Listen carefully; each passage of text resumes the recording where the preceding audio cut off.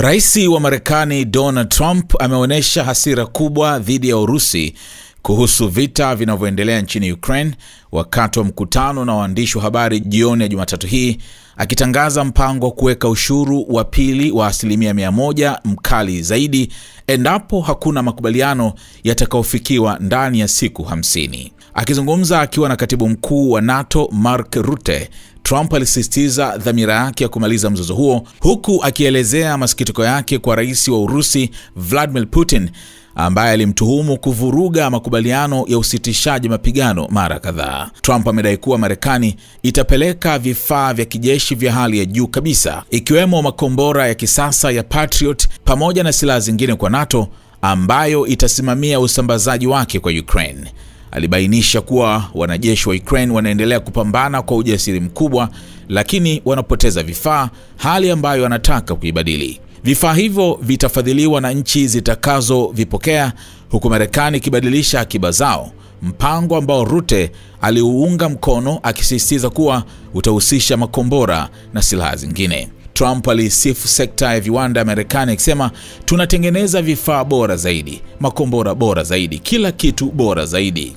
Hasira ya Trump dhidi ya Putin ilikuwa dhahiri, akikumbuka mazungumzo mazuri lakini yasiyo na matokeo na kuikosoa Urusi kwa mashambulizi ya mabomu dhidi ya miji ambayo Rutte alisema yanalenga kuleta hofu badala mafanikio ya kijeshi. Trump alilalamikia vita hivyo vya muda mrefu akisema, nilidhani makubaliano yalipaswa kuwa tayari yamekamilika muda mrefu uliopita, na akaangazia vifo vingi vya wanajeshi wa Urusi na Ukraine. Alipendekeza Urusi ielekeze uwezo wake mkubwa na rasilimali zake katika biashara badala ya vita ili kufufua uchumi wake.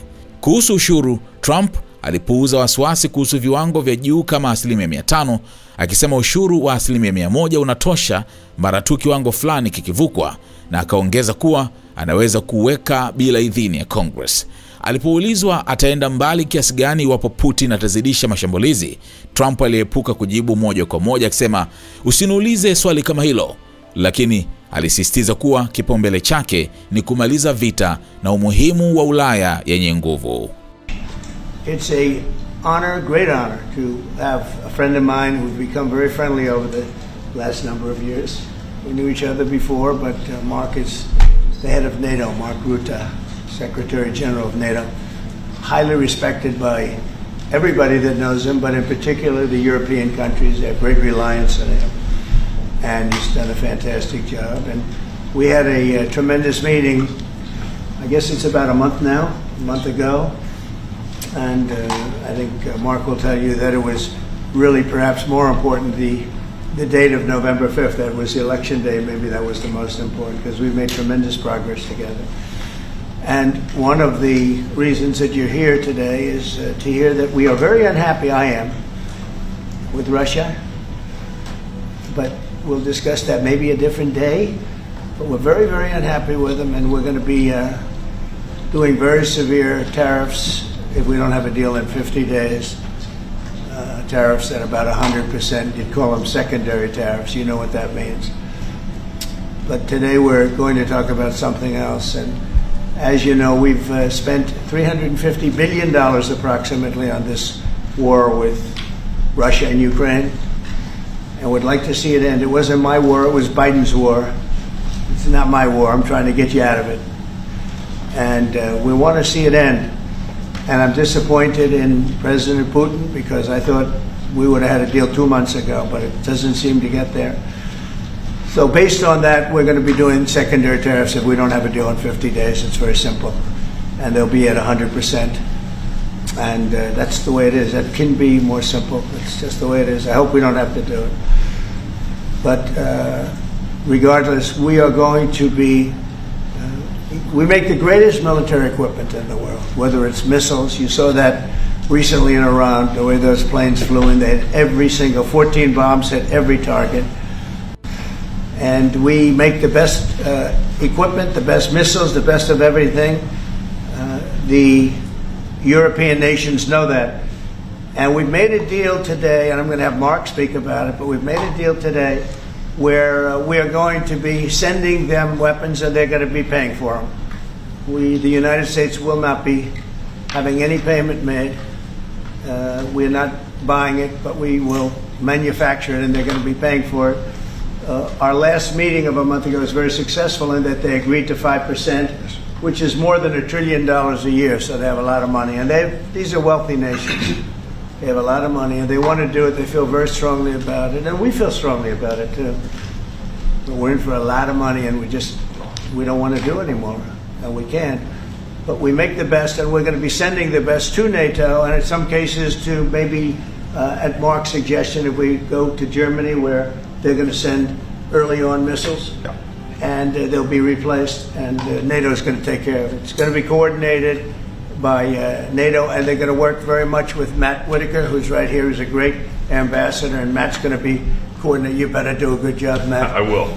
But Matt's going to coordinate. He's a very talented guy. He's going to coordinate everything. So in a nutshell, we're going to make top-of-the-line weapons, and they'll be sent to NATO.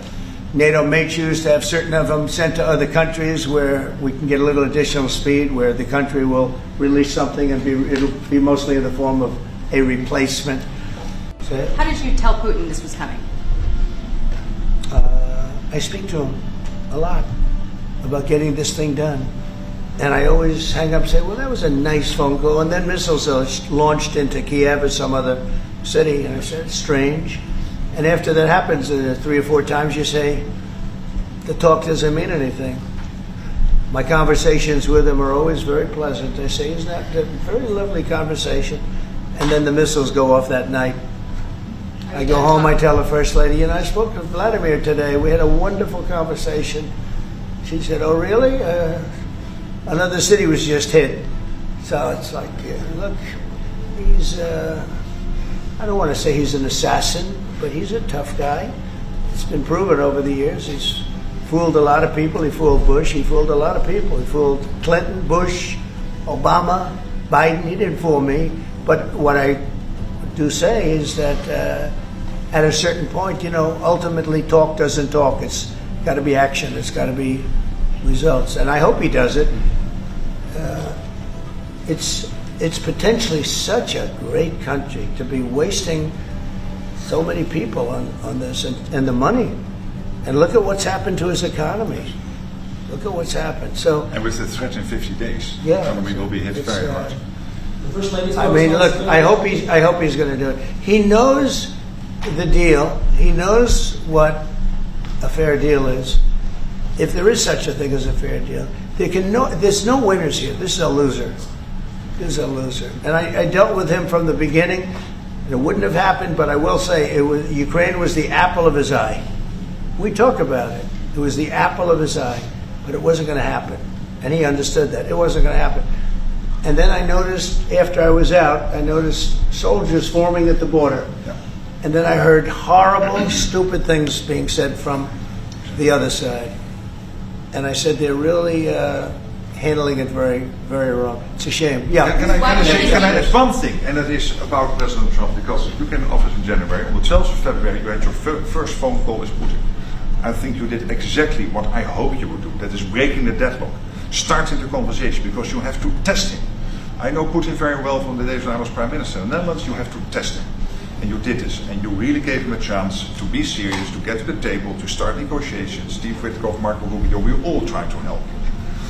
But you've now come to a point where you say, well, hey... We actually thought we had probably 4 times the deal.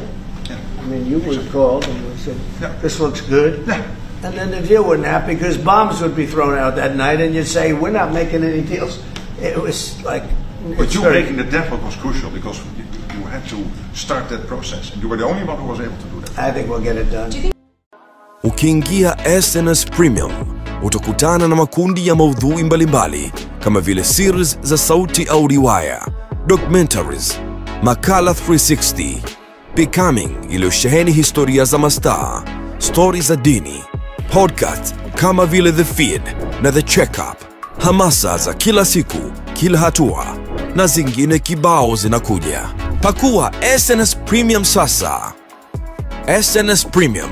Jifunze, gundua, furahia.